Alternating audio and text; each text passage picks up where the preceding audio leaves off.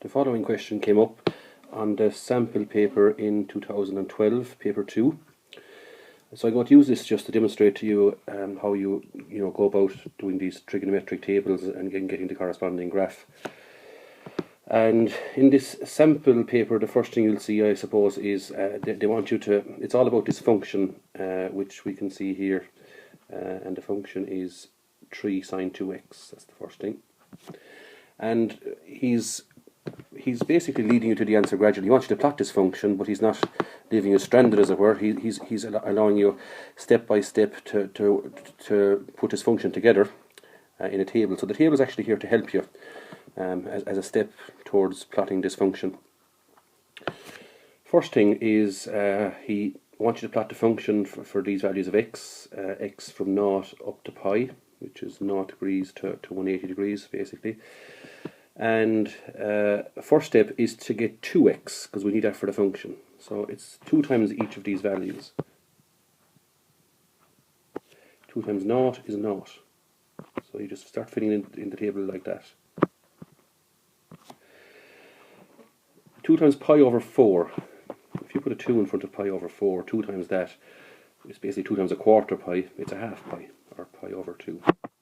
We'll just try and make this a bit bigger so we can write easier. So it's pi. Try that again. It's pi over 2. Pi over 2 is the next one, and we're multiplying by 2, don't forget. It's 2x we're getting, so it's 2 times each of these values.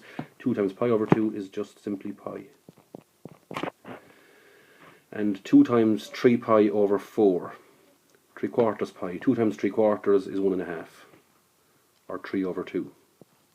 So that becomes 3 over 2 pi.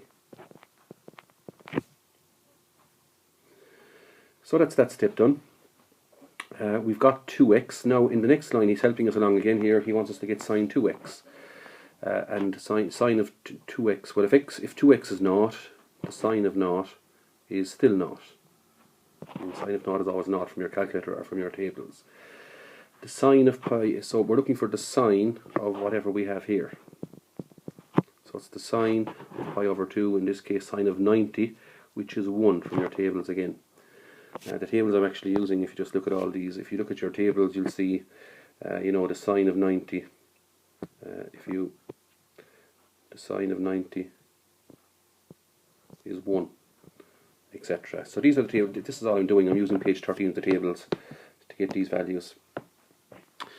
The next one, sine 2x, where it's pi this time, so we're getting the sine of pi, which is sine of 180. In your tables again, that turns out to be 0. And now the last one, the sine of this angle, the sine of 3 pi over 2. Well, that's 3, pi over 2 is 90. Think of it this way, pi over 2 is 90, so it's 3 90s, which is 270. And 270 is also in your tables on the unit circle in page 13, and you'll see that the sine of 270 is minus 1. So all this information I'm getting from page 13 of the tables. And the last one then is pi itself, so we always go along here first and then up here.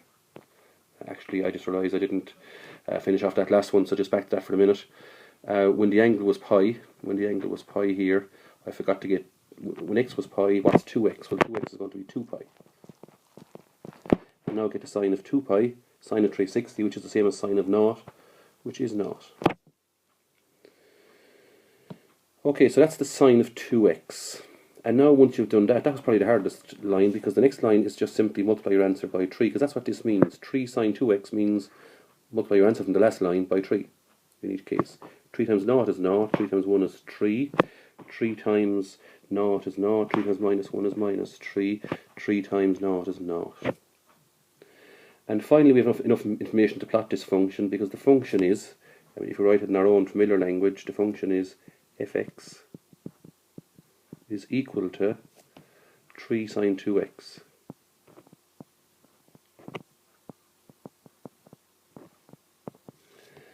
So, and you might notice that this last line we've got is basically the fx line. That is fx finally worked out at the last line. So that's like fx or y, that's our y value. And the top line is our x value. So that's x, that's fx. So if you're going plotting a value, you always need x and fx, or x and y. So plotting, if we're going plotting, we just change the colour to emphasize this. If we're going plotting a graph now, we take the x value combined with the y value. That's the first point in our graph. This is the second point in our graph. This is the third point, fourth point, and the fifth point.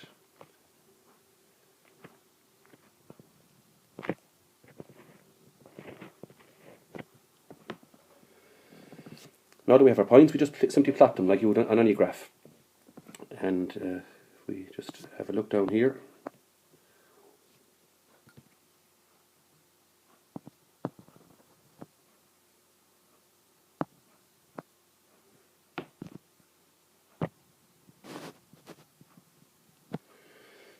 and I'll start plotting. The first point of my graph is, as we see up there on the table, is 0, 0. The next point is pi over 4, 3. So I suppose we can make our own scale here. We're not committed to any scale, so I'm just maybe pick a point and call it 3. So maybe count up 1, 2, 3, maybe 4 boxes, maybe, or 5 boxes, maybe have more space for ourselves. 1, 2, 3, 4, maybe 5 boxes. So that's the point 3, we'll say. Okay, so next point in our graph is pi over 4, 3. So pi over 4, 3 would be here. I'll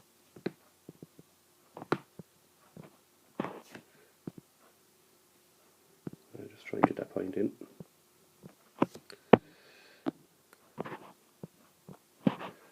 There it is. And the next point in our graph is from the table again, pi over 2, 0.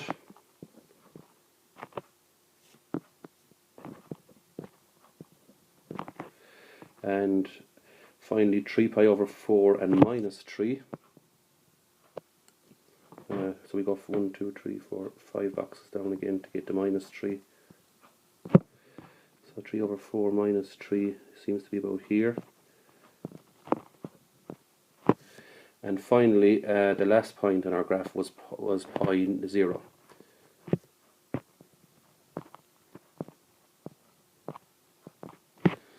So there we have it. We have all our points, and now it's just a matter of joining them smoothly.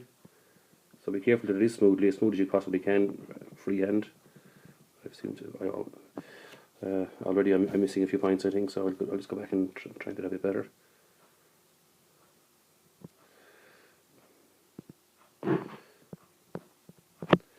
So freehand again.